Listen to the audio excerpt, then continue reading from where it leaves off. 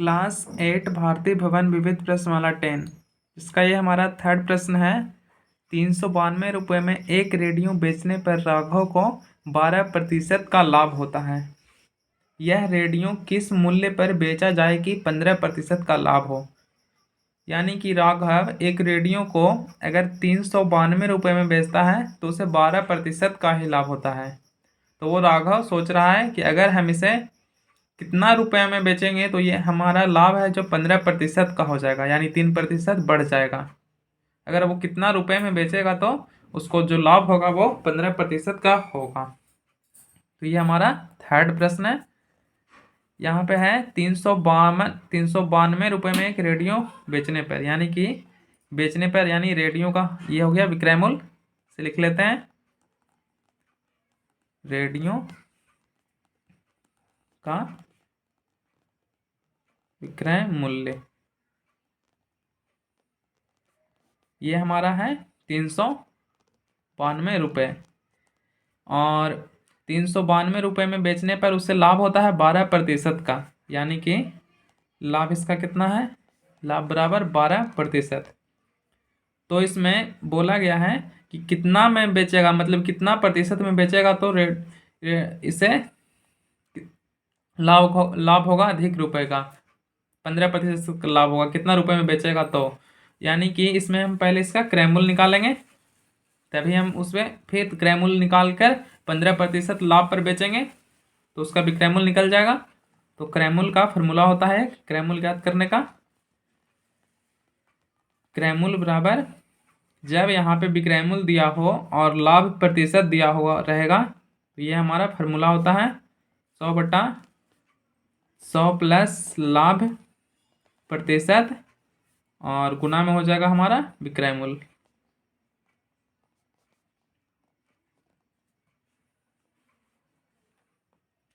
अब यहाँ पे ये हो जाएगा हमारा, ये हो जाएगा 100 और नीचे में बटा में 100 और प्लस में लाभ प्रतिशत, यानी कि ये हो जाएगा हमारा 12%। यानी कि ये प्रतिशत तो यहाँ पे नहीं रहेगा क्योंकि प्रतिशत के बदले ही ऊपर में 100 गया है, तो ये केवल 12 रहेगा और गुना में हो जाएगा विक्रय मूल्य हमारा है 392 रुपये। तो ये हमारा हो जाएगा 100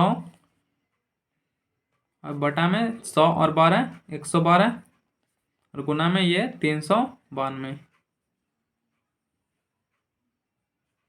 तो इससे हम दोनों को काट लेते हैं आपस में, ये कटेगा 4 से काटते हैं, 4 से ये कटेगा, 4 दूनी 8 और 3 2 4 8 32 28 और ये 4 से 25 बार में, और ये कटेगा 28 से डायरेक्ट 14 बार में कट जाएगा। तो ये हमारा आ जाएगा 25 गुना 14, यानी कि इसे गुना करेंगे तो ये आ जाएगा 350 रुपये। यानी कि क्रय मूल्य इसका कितना आ गया, ये आ गया हमारा 350 रुपये। यानी रेडियो का जो दाम है वो 350 रुपया है। 12% लाभ पर रेडियो का विक्रय मूल्य हो जाता था ये 392 रुपया। अब यहाँ पे प्रश्न में बोला गया है कि यह रेडियो किस मूल्य पर बेचा जाए कि 15% का लाभ हो। यानी कि किस मूल्य पर बेचा जाए, तो इसका जो क्रय मूल्य है वो ये है। तो यहाँ पे लिख लेते हैं नया क्रय मूल्य,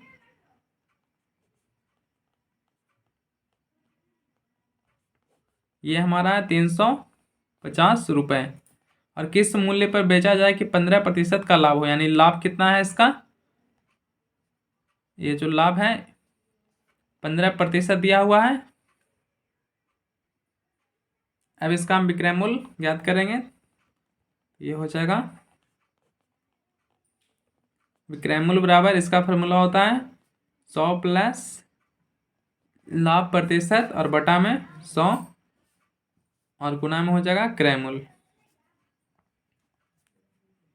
तो ये हमारा हो जाएगा 100 और प्लस में लाभ प्रतिशत, यानी कि ये हो जाएगा 15% इस लाभ है, और बटा में हो जाएगा 100 और गुना में क्रय मूल्य हमारा है 350 रुपये।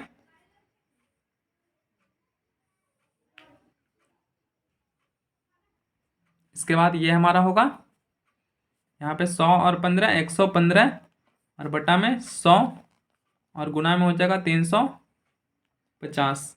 ये 0 से 0 कैंसिल, 5 से 5 दूनी 10, 5 से 15, तो ये आ जाएगा 7 पचे 35 के 5 हाथ में रहा 3, 7 3 10 के 0 हाथ में रहा 1 7 और 1 8, यानी 805 बटा में 2 से भाग देंगे, ये आ जाएगा 2 से कटेगा 40 बार में, और ये 2 दूनी 4.50 रुपये। यानी कि जब ये 15% लाभ पे बेचेगा तो इसे 402 रुपया 50 पैसा 402 रुपया 50 पैसा का लाभ होगा। ये इसका आंसर हो जाएगा।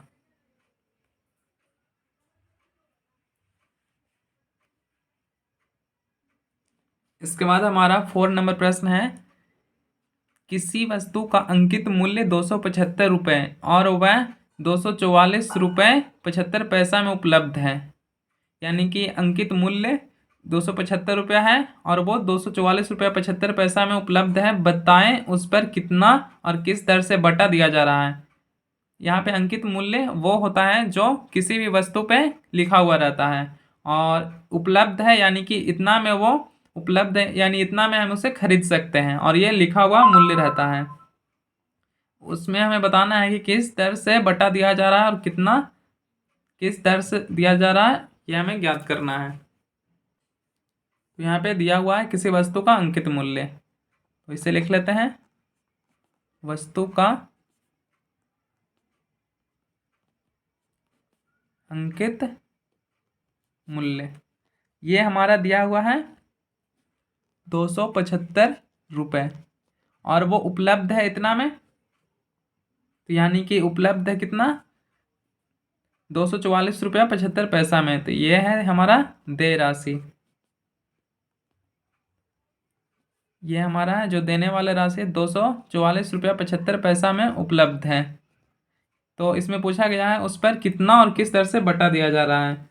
तो बट्टा का फॉर्मूला होता है, बट्टा निकालने का, बट्टा बराबर ये होता है फॉर्मूला, अंकित मूल्य माइनस देय राशि। तो ये हमारा हो जाएगा, अंकित मूल्य है 275 रुपये माइनस देय राशि है 244 रुपया 75 पैसा। तो ये घटाएंगे तो ये आ जाएगा हमारा 30 रुपया 25 पैसा, यानी बट्टा आ गया हमारा ये। अब यहाँ पे किस दर से, यानी बट्टा दर यानी कि प्रतिशत यहाँ पे ज्ञात करना है, प्रतिशत बट्टा। इसका फॉर्मूला हम लिखते हैं, प्रतिशत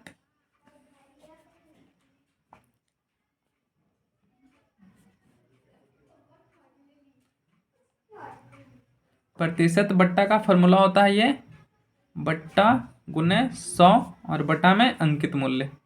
जो अंकित मूल्य उसमें लिखा हुआ रहता है किसी भी प्रोडक्ट सामान में, वो हो जाता है अंकित मूल्य। तो बट्टा हमारा है, ये आया है बट्टा, यानी बट्टा यानी कि छूट, छूट को ही बट्टा कहते हैं। इतना हमें छूट मिला है, तो ये 30 रुपया 25 पैसा गुना 100 और बटा में अंकित मूल्य है हमारा 275 रुपये। अब यहाँ पे ये पॉइंट हटेगा तो ये आ जाएगा 100, तो ये 100 से 100 कैंसिल हो जाएगा। अब यहाँ पे ये 5 से कटेगा, 5 पचे 25 और ये 2 बचेगा, 2 और 5 यानी 5 पचे 25, इसे 5 से काट लेंगे, 5 छक 30 और ये 0 और ये 5 605, तो ये हमारा आ जाएगा। अब ये 55 से कट जाएगा ये 11 बार में, तो ये आ जाएगा हमारा 11%, यानी कि बट्टा प्रतिशत हमारा कितना हो गया, प्रतिशत बट्टा बराबर 11%। ये हमारा आंसर हो जाएगा। एक ये आंसर हो जाएगा और ये बट्टा भी निकालना था, तो ये आंसर हो जाएगा। इसके बाद हमारा ये 5 नंबर प्रश्न है, 12.1/2% वैट सहित एक कूलर का मूल्य 4500 रुपये है। वैट जोड़ने के पहले कूलर का मूल्य ज्ञात कीजिए। यहाँ पे हमें दिया गया है कि वैट सहित, वैट का मतलब यहाँ पे टैक्स से है, यानी कि इसमें टैक्स लगा हुआ है कितना, एक कूलर पे 4500 रुपये पे इतना प्रतिशत, जब उसमें एक कूलर है और कूलर में इतना प्रतिशत का टैक्स लगाते हैं तो उसका मूल्य हो जाता है 4500 रुपये, यानी 4500 रुपये। तो इसमें पूछा गया प्रश्न में कि कूलर का पहले से दाम क्या था, जब उस पर टैक्स नहीं लगाया गया था उस समय उसका दाम क्या था, वो हमें इसमें बताना है। तो यहाँ पे दिया हुआ है कूलर का मूल्य, इसे लिख लेते हैं पहले। ये हमारा 5 नंबर है, कूलर का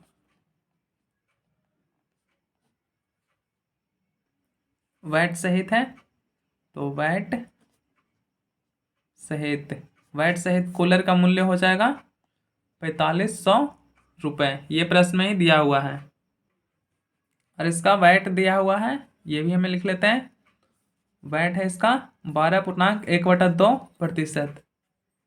अब इसमें सबसे पहले इसमें क्या करेंगे, इसमें हम मान लेंगे कि वैट जोड़ने से पहले क्या था मूल्य, वो हम लिख लेते हैं। वैट जोड़ने के पहले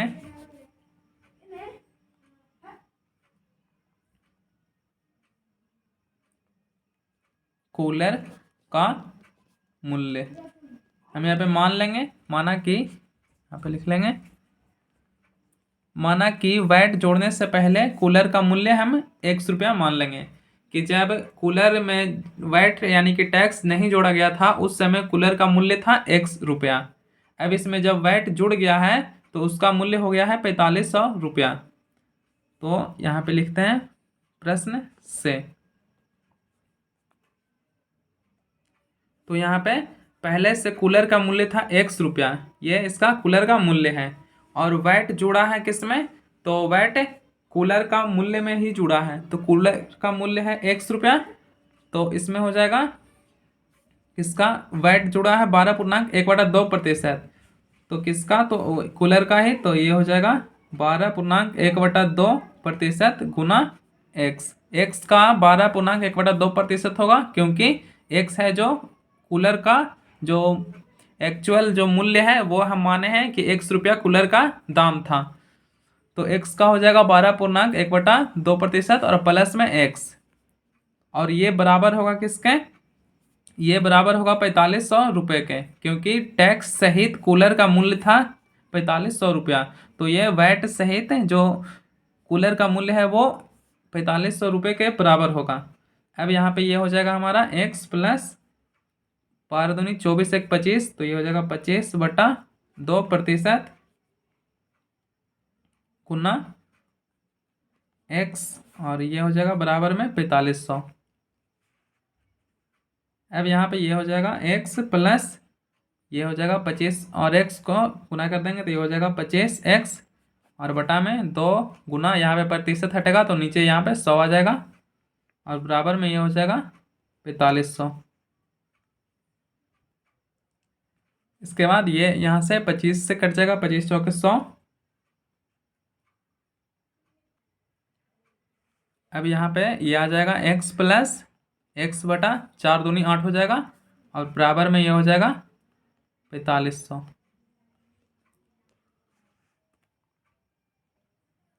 अब यहाँ पे इसका हम एलसीएम ले लेंगे, तो इसका एलसीएम आ जाएगा हमारा 8, ये हो जाएगा 8x, प्लस में 8 है तो ये x, और ये बराबर में हो जाएगा 4500, और ये हो जाएगा 8 है 9x हो जाएगा बराबर में,